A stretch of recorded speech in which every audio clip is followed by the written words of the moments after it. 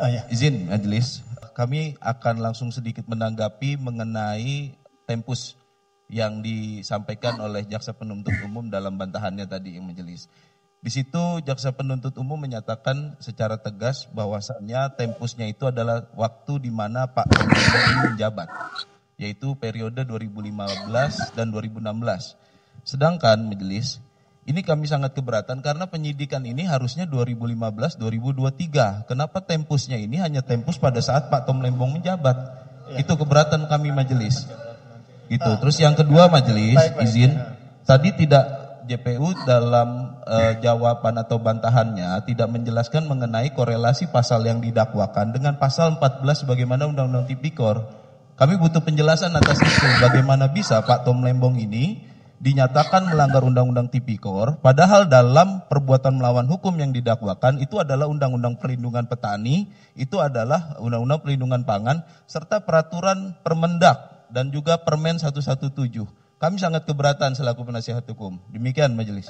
Intinya segala sesuatu yang baru saudara sampaikan kan semuanya sudah termuat lengkap dalam eksepsi.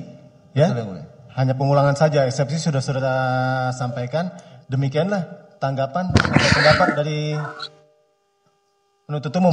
Ya. Untuk itu selanjutnya jawab-menjawab kami rasa sudah cukup. Selanjutnya giliran majelis akan menentukan sikap dalam suatu putusan. Bisa putusan akhir ataupun putusan selah. Ya. Yang saudara sampaikan sudah termuat dalam eksepsi kan? Sudah yang mulia. Oke, baik. Demikian penuntut umum ya. Cukup? Saudara Thomas Lembong cukup ya? Demikian penasihat hukum.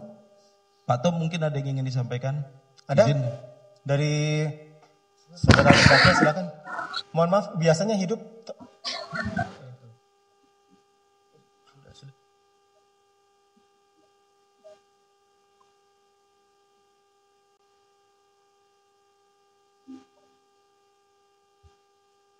Ada yang mau disampaikan?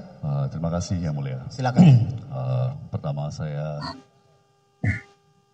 setuju dan menekankan kembali ya keberatan yang disampaikan oleh penasihat hukum saya bahwa daripada dakwaan tidak klop dengan tempus daripada sprindik.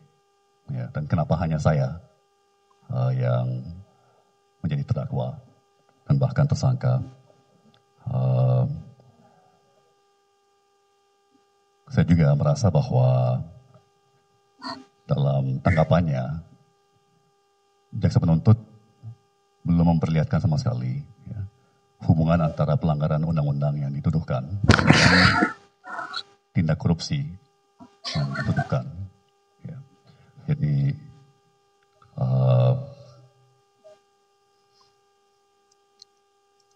terakhir terima kasih atas kesempatan yang diberikan. Ya, jadi kami rasa tidak jauh berbeda dengan apa yang disampaikan oleh penasihat hukum ya, keberatan mengenai tempus. Dan itu pula yang saudara sudah uraikan dalam eksepsi saudara kan di sidang sebelumnya. Nah, baik, jadi demikian untuk memberikan kesempatan majelis hakim menentukan sikap menjatuhkan suatu putusan akan disidangkan kembali untuk dibuka pada hari Selasa Kamis tanggal 13 Maret 2025 ya. Baik, terdakwa tetap dalam tahanan, sidang hari ini selesai dan ditutup. Siang kawan-kawan media, terima kasih kehadirannya hari ini. Jadi menanggapi tanggapan daripada kejaksaan atas eksepsi yang diberikannya, ya saya kira sangat jelas ya tadi bahwa kejaksaan sama sekali tidak menanggapi eksepsi kami.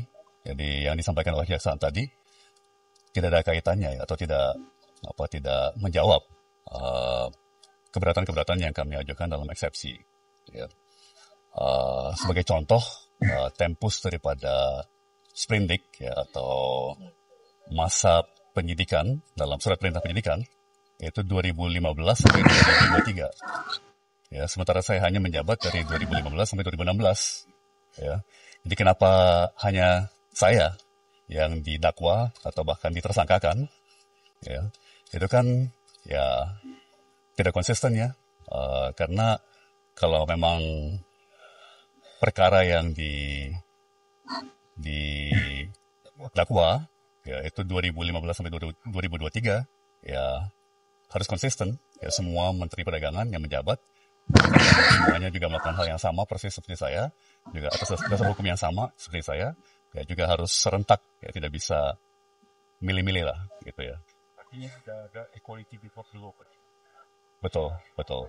Tidak setara ya dalam mata hukumnya. Pak, perasaan Bapak kan harusnya semua menteri itu 2003 itu harus dipanggil lah, terus dijadikan tersangka ataupun saksi. Bapak ingin mereka dijadikan saksi? Begini, kami sangat yakin bahwa tidak ada kesalahan, tidak ada perbuatan melanggar hukum. Ya. Dan saya yakin semua menteri-menteri perdagangan yang lain ya akan juga bisa ikut membuktikan bahwa selama ini proses importasi gula itu biasa-biasa saja. Ya, tidak ada yang diselewengkan, tidak ada yang melanggar hukum. Ya. Jadi ini seperti milih-milih, ya,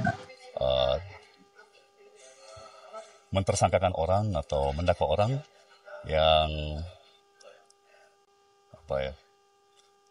selektif, tidak komprehensif, ya, karena akan membuktikan, jadi semua menteri-menteri perdagangan yang lain akan membuktikan bahwa semua importasi gula itu selama 2015-2023 rutin saja, ya, semuanya hal biasa. Dan itu yang hemat saya sengaja diabaikan oleh kejaksaan.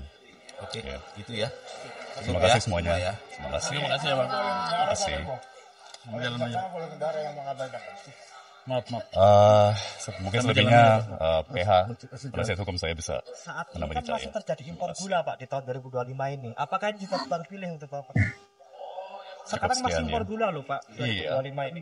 Iya,